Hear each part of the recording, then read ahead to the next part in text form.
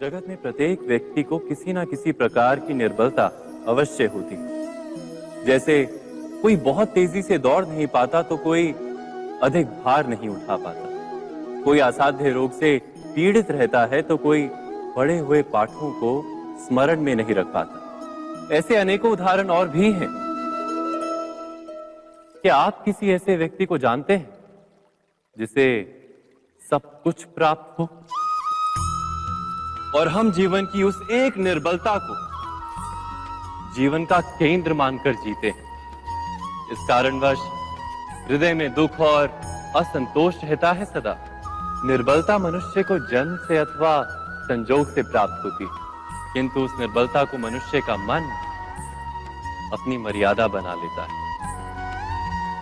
किंतु कुछ व्यक्ति ऐसे भी होते हैं जो अपने पुरुषार्थ और श्रम से उस निर्बलता को पराजित कर देते हैं। क्या भेद है उनमें और अन्य लोगों में? क्या आपने कभी विचार किया है? सरल सा उत्तर है इसका। जो व्यक्ति निर्बलता से पराजित नहीं होता, जो पुरुषार्थ करने का साहस रखता है हृदय में, वो निर्बलता को पार कर जाता है। अर्थात निर्बलता अवश्य ईश्वर देता है, किंतु मर्यादा मनुष्य का मन ही निर्मित करता है। स्वयं विचार कीजिए।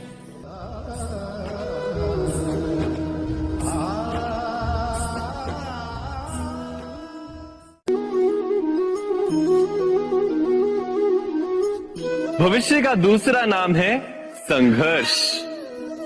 हृदय में आज इच्छा होती है और यदि पूर्ण नहीं हो पाती तो हृदय भविष्य की योजना बनाता है। भविष्य में इच्छा पूर्ण होगी ऐसी कल्पना करता रहता है, किंतु जीवन ना तो भविष्य में है ना अतीत में। जीवन तो इस क्षण का नाम, अर्थात इस क्षण का अनुभव ही जीवन का अनुभव। पर हम ये जानते हुए भी इतना सा सत्य समझ नहीं पाते। या तो हम बीते हुए समय के स्मरणों को घेर कर बैठे रहते, या फिर आने वाले समय के लिए हम योजनाएं बनाते रहते हैं और जीवन जीवन बीत जाता है। एक सत्य यदि हम हृदय में उतार लें कि ना हम भविष्य देख सकते हैं, ना ही भविष्य निर्मित कर सकते हैं, हम तो केवल धैर्य और साहस के साथ भविष्य को आलिंगन दे सकते हैं, स्वागत कर सकते हैं भविष्य का।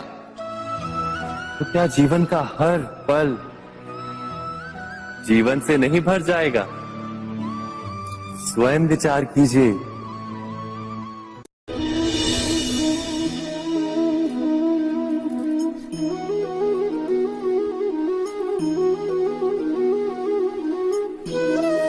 ज्ञान प्राप्ति सदा ही समर्पण से होती है, ये हम सब जानते हैं। किंतु समर्पण का वास्तविक महत्व क्या है? क्या हमने कभी विचार किया? मनुष्य का मन सदा ही ज्ञान प्राप्ति में विभिन्न बाधाओं को उत्पन्न करता है। कभी किसी अन्य विद्यार्थी से ईर्ष्या हो जाती है, कभी पढ़ाए हुए पाठों पर संदेह जन्मता है और कभी गुरु द्वारा दिया गया दंड मन को अहंकार से भर देता है।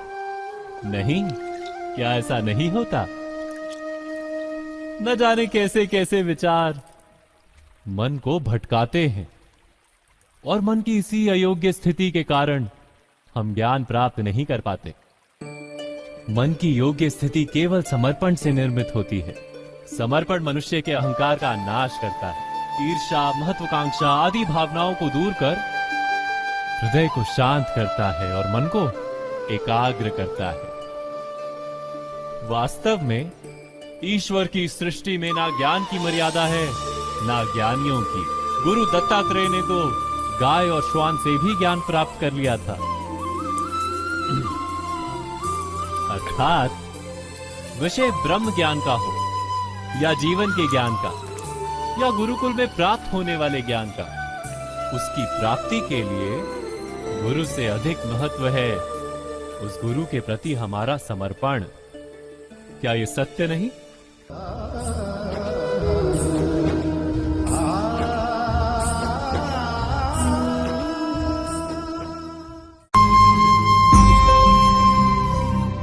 प्रत्येक मनुष्य के जीवन में ऐसा क्षण अवश्य आता है जब सारे स्वप्न, सारी आशाएं, सारे दृश्य ध्वस्त हो जाते हैं। जीवन के सारे आयोजन ही बिखर जाते हैं। एक और धर्म होता है और दूसरी ओर सुख।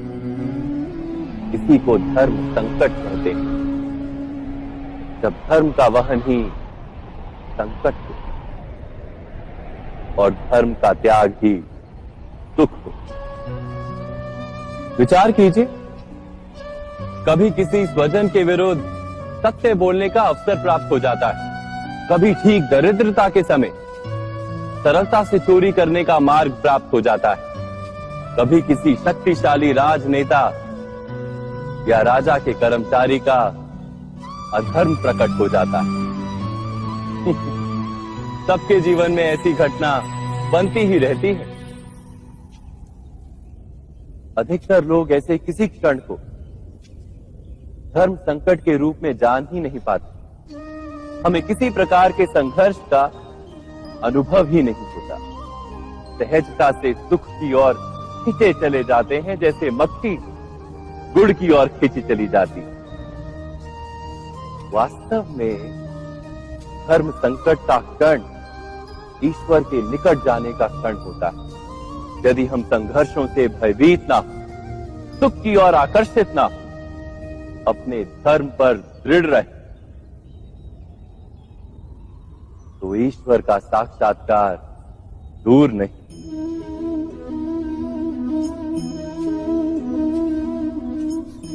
पवन से युद्ध करने वाला पत्ता यदि पेड़ से गिरता है तो भी आकाश की ओर उठता है। पवन से झुकने वाली घास वहीं भूमि पर रह जाती है। अर्थात धर्म संकट से यदि हम संकट को ही टाल दें, सुख तो मिलता है, जीवन बढ़ता है, किंतु क्या चरित्र नहीं टूटता? क्या आत्मा दरिद्र नहीं हो जाती? क्या ईश्वर से अंतर नहीं हो जाता?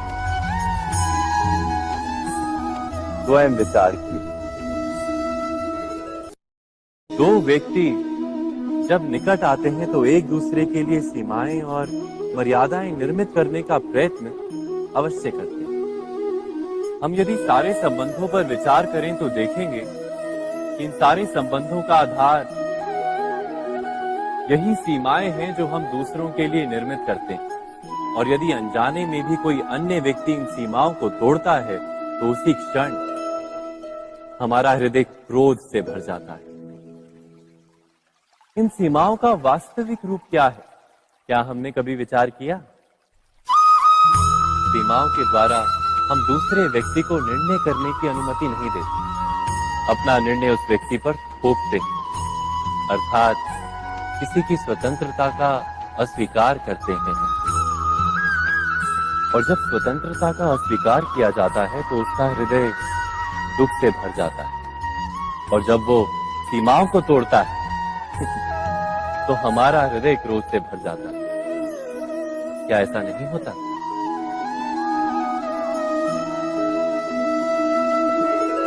पर यदि एक दूसरे की स्वतंत्रता का सम्मान किया जाए तो किसी मर्यादाओं या सीमाओं की आवश्यकता ही नहीं होती। अर्थात जिस प्रकार स्वीकार किसी संबंध का देह है, क्या वैसे ही स्वतंत्रता किसी संबंध की आत्मा नहीं? स्वयं विचार कीजिए। सबके जीवन में ऐसा प्रसंग अवश्य आता है कि सत्य कहने का निश्चय होता है हृदय में, किंतु मुख से सत्य निकल नहीं पाता। कोई भय मन को घेर लेता है। किसी घटना अथवा प्रसंग के बारे में बात करना या फिर स्वयं से कोई भूल हो जाए उसके बारे में कुछ बोलना, क्या ये सत्य है? नहीं, ये तो केवल तथ्य है। अर्थात जैसा हुआ था वैसा केवल बोल देना सामान्य सी बात है। किंतु कभी कभी उस तथ्य को बोलते हुए भी भय लगता है। कदाचित किसी दूसरे की भावनाओं का विचार आता है मन, दूसरे को दुख होगा ये भय भी शब्दों को रोकता है। तो ये सत्य क्या है? क्या हमने कभी विचार किया है? जब भय रहते हुए भी कोई तथ्य बोलता है तो वो सत्य कहलाता है। वास्तव में सत्य कुछ और नहीं, केवल निर्भयता का दूसरा नाम है। और निर्भय होने का कोई समय नहीं होता, क्योंकि निर्भयता आत्मा का स्वभाव है। अर्थात क्या प्रत्येक क्षण सत्य बोलने का क्षण नहीं होता?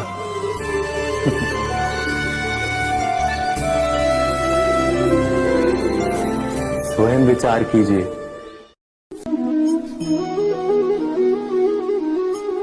श्रेष्ठता का क्या अर्थ है? श्रेष्ठता का अर्थ है दूसरों से अधिक ज्ञान प्राप्त करना। अर्थात मूल्य इस बात का नहीं कि स्वयं कितना ज्ञान प्राप्त किया, मूल्य इस बात का है कि प्राप्त किया हुआ ज्ञान अन्य लोगों से कितना अधिक है। अर्थात श्रेष्ठता की इच्छा ज्ञान प्राप्ति को भी एक स्पर्धा बना देती है। और स्पर्धा में विजय अंतिम कब होती है?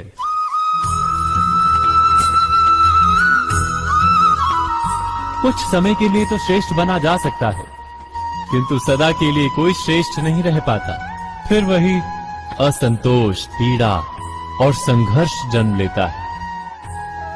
किंतु श्रेष्ठ बनने के बदले यदि उत्तम बनने का प्रयत्न करें तो क्या होगा?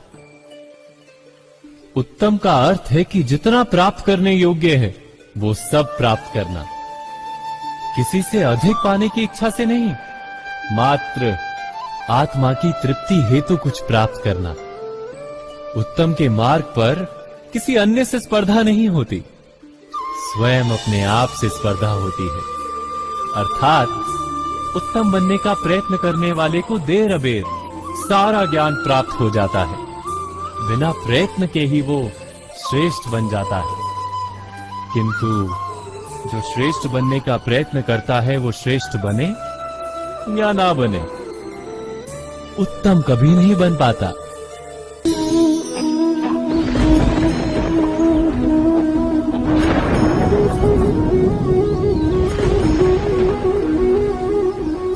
सपनों और पूर्वाभासों के आधार पर हम भविष्य के सुख दुख की कल्पना करते हैं। भविष्य के दुख का कारण दूर करने के लिए हम आज किंतु कल के संकट को आज निर्मूल करने से हमें लाभ मिलता है या हानि पहुंचती है? ये प्रश्न हम कभी नहीं करते। सत्य तो ये है कि संकट और उसका निवारण साथ जन से, व्यक्ति के लिए भी और सृष्टि के लिए भी। नहीं, आप अपने भूतकाल का स्मरण कीजिए, इतिहास को देखिए, आप तुरंत ही ये जान पाएंगे कि जब जब संकट आता है तब तब उसका निवारण करने वाली शक्ति भी जन्म लेती है। यही तो जगत का चलन है। वस्तुतः संकट ही शक्ति के जन्म का कारण है। प्रत्येक व्यक्ति जब संकट से निकलता है तो एक पद आगे बढ़ा होता है, अधिक चमकता है, आत्मविश्वास से अधिक भरा होता है, न केवल अपने लिए अपितु विश्व के लिए भी। क्या ये सत्य नहीं? वास्तव में संकट का जन्म है एक अवसर का जन्म, अपने आप को बदलने का, अपने विचारों को ऊंचाई पर करने का अवसर, अपनी आत्मा को बलवान और ज्ञान मंडित बनाने का अवसर। जो ये कर पाता है उसे कोई संकट नहीं होता, किंतु जो ये नहीं कर पाता वो तो स्वयं एक संकट है विश्व के लिए। विचार कीजिए।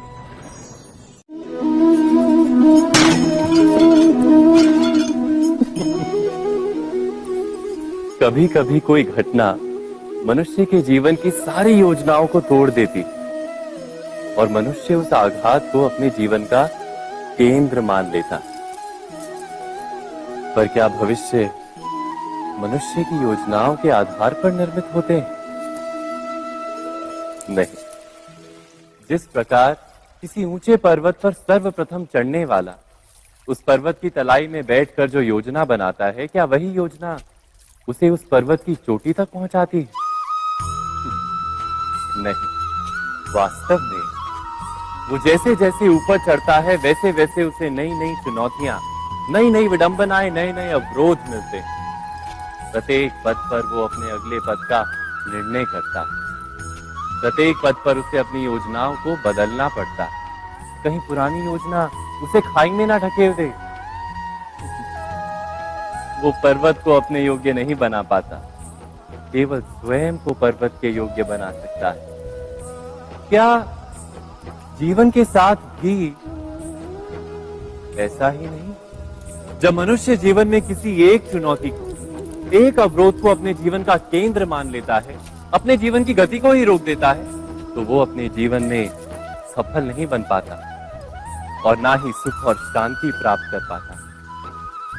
अर्थात जीवन को अपने योग्य बनाने के बदले स्वयं अपने को जीवन के योग्य बनाना ही सफलता और सुख का एकमात्र मार्ग नहीं। स्वयं विचार कीजिए।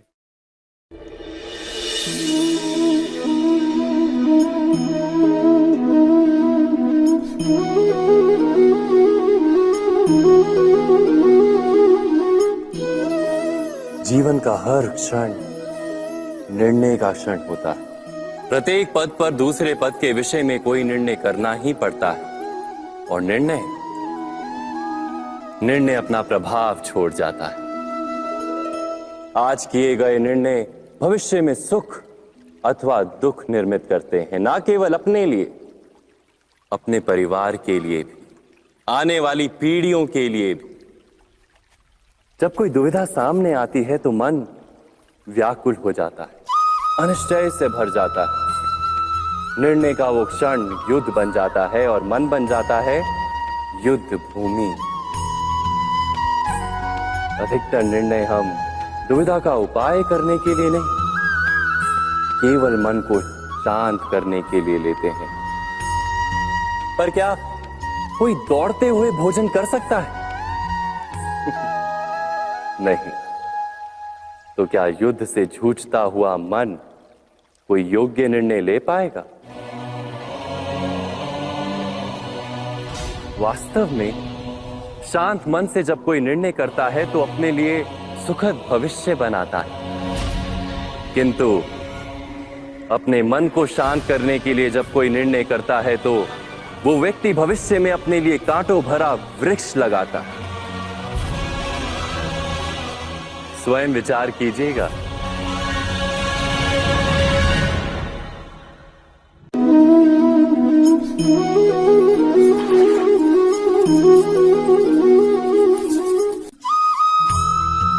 जीवन में आने वाले संघर्षों के लिए जब मनुष्य स्वयं को योग्य नहीं मानता, जब उसे अपने ही बल पर विश्वास नहीं रहता, तब वो सद्गुणों को त्याग कर दुर्गुणों को अपनाता है। वस्तुतः मनुष्य के जीवन में दुर्जनता जन्म ही तब लेती है जब उसके अंतर में आत्मविश्वास नहीं होता।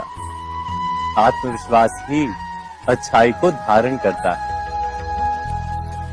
ये आत्मविश्वास है क्या?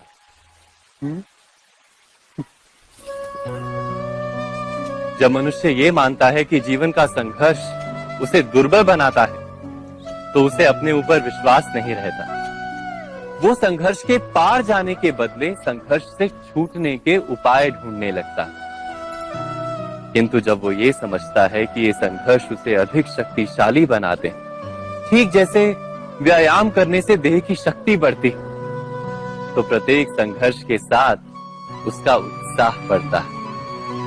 अर्थात आत्मविश्वास और कुछ भी नहीं, मन की स्थिति, जीवन को देखने का दृष्टिकोण मात्र है। और जीवन का दृष्टिकोण तो मनुष्य के अपने वश में होता है। स्वयं विचार कीजिए।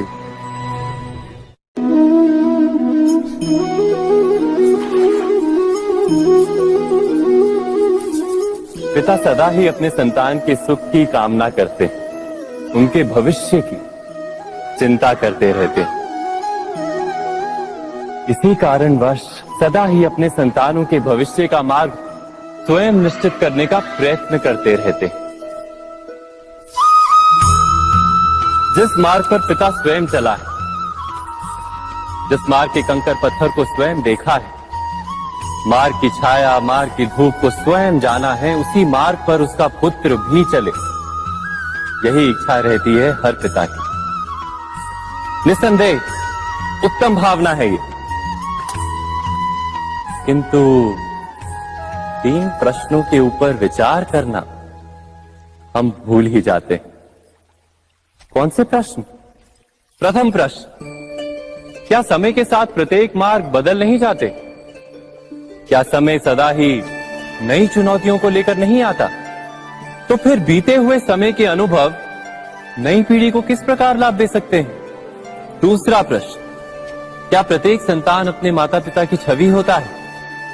हाँ, संतानों को संस्कार तो अवश्य माता पिता देते हैं, किंतु भीतर की क्षमता तो ईश्वर देते हैं। तो जिस मार्ग पर पिता को सफलता मिली है, विश्वास है कि उसी मार्ग पर उसकी संतानों को भी सफलता और सुख प्राप्त होगा। तीसरा प्रश्न, क्या जीवन के संघर्ष और चुनौतियां लाभकारी नहीं होती? क्या प्रत्येक नया प्रश्न एक नए उत्तर का द्वार नहीं खोलता? तो फिर संतानों को नए नए प्रश्नों, संघर्षों और चुनौतियों से दूर रखना, ये उनके लिए लाभ करना कहलाएगा या हानि पहुंचाना? अर्थात जिस प्रकार संतान के भविष्य का निर्माण करने के बदले उसके चरित्र का निर्माण करना श्रेष्ठ है, वैसे संतानों के जीवन का मार्ग निश्चित करने के बदले उन्हें नए संघर्षों के साथ जूझने के लिए मनोबल व ज्ञान देना अधिक लाभदायक नहीं होगा? स्वयं विचार कीजिए। मनुष्य की सबसे बड़ी दुर्बलता क्या होती है? सोचिए। धन, प्रेम, अहंकार। मनुष्य की सबसे बड़ी दुर्बलता होती है उसके रहस्य। चाहे आप कितने भी शक्तिशाली क्यों ना हो, कितने भी प्रबल क्यों ना हो, परंतु उसके रहस्य उसके नाश की चाबी होती है। इसलिए यदि प्रबल रहना है, शक्तिशाली रहना है, समर्थ रहना है, तो अपने रहस्य को किसी को भी ना बताएं, ना मित्र को और ना ही शत्रु को, क्योंकि समय पड़ने पर कब कौन शत्रु हो जाए ऐसा कहना संभव नहीं।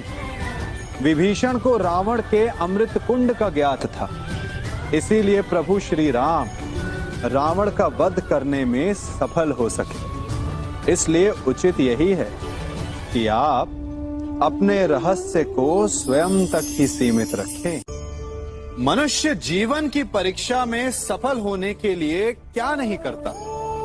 वो परिश्रम करता है, दौड़ भाग करता है, और ये सब करने के पश्चात भी जब उसका काम नहीं बनता तो वो नकल करता है ना? तनिक लौटिए अपने बचपन में, स्मरण कीजिए अपने बचपन की स्मृतियों का। क्या स्मरण हुआ? विद्यालय में जब आप परीक्षा देने जाते थे तो क्या होता था? आप ना सही, परंतु कोई ना कोई सफलता पाने के लिए नकल करता ही था और उत्तीर्ण भी हो जाता था, है ना? परंतु जीवन की परीक्षा ऐसी नहीं होती। नकल करने वाला सफल नहीं होता।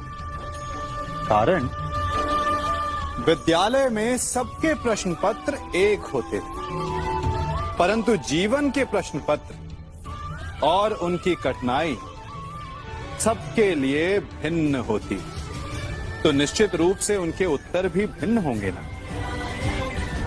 इसलिए यदि आपको जीवन में सफलता पानी है तो नकल ना कीजिए, स्वयं के प्रश्नों का उत्तर स्वयं ढूंढिए और सफलता आपकी ही होगी।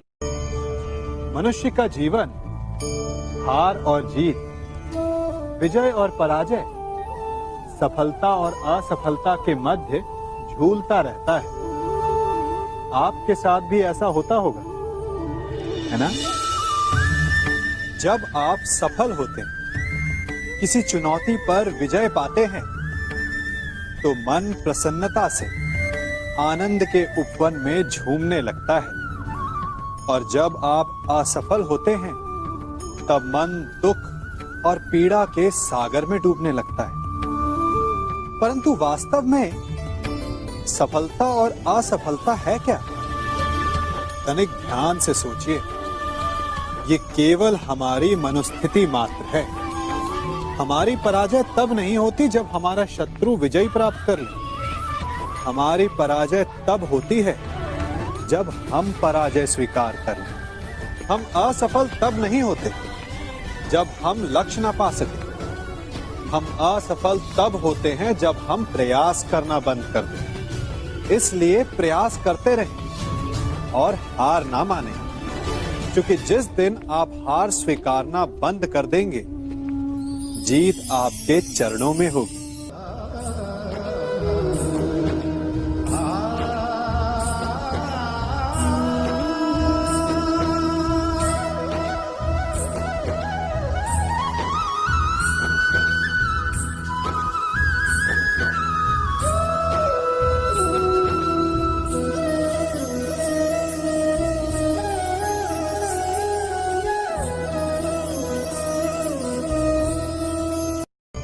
आप सबने बरगद के वृक्ष को तो देखा ही होगा। क्या आपको ज्ञात है, बरगद के वृक्ष के बीज का आकार राई से भी छोटा होता है, परंतु बरगद का वृक्ष संसार के महाकाय वृक्षों में जाना जाता है।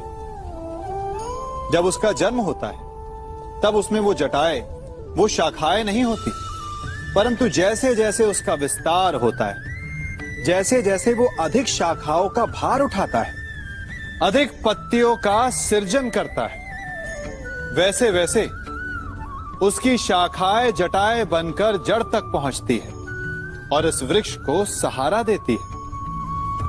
ये जीवन का बहुत महत्वपूर्ण पथ है। बिना लोभ लालच शुभ कार्य करें, अन्य लोगों की सहायता करें। धीरे धीरे आपने जिनकी सहायता की, वो आपके सहायक बनते जाएंगे, आपकी जड़ों को और बलशाली बनाएंगे, आयु मान और आकार बढ़ाएंगे। सहजीवन, सहायता और निष्काम कर्म आपको मृत्यु के पश्चात भी मरने नहीं देगा, आपको अमर रखेगा।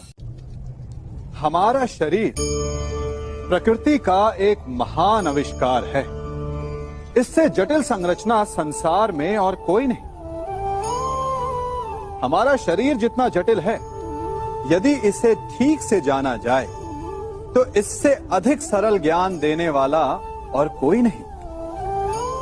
हमारे शरीर में 5 इंद्रियां होती हैं, जो हमें भाव, गुण और वस्तुओं का बोध कराती हैं। हमारे पास आंखें हैं, नाक है, स्पर्श के लिए त्वचा है, कान है और जीभा है। सबका भिन्न भिन्न कार्य है। आंखों से देखना, कानों से सुनना, नथनों से श्वास लेना, त्वचा से स्पर्श करना और जीभा से स्वाद लेना। परंतु क्या आपने कभी सोचा कि प्रकृति ने हमें 2 आंखें दी, 2 नथने दी, 2 कान दी, स्पर्श के लिए ये पूरा शरीर दिया, परंतु जीभा केवल 1 दी?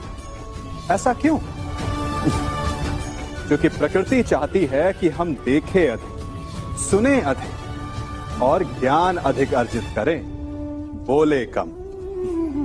क्योंकि अधिक वाचाल नाश को निमंत्रण देता है। स्मरण रखिएगा।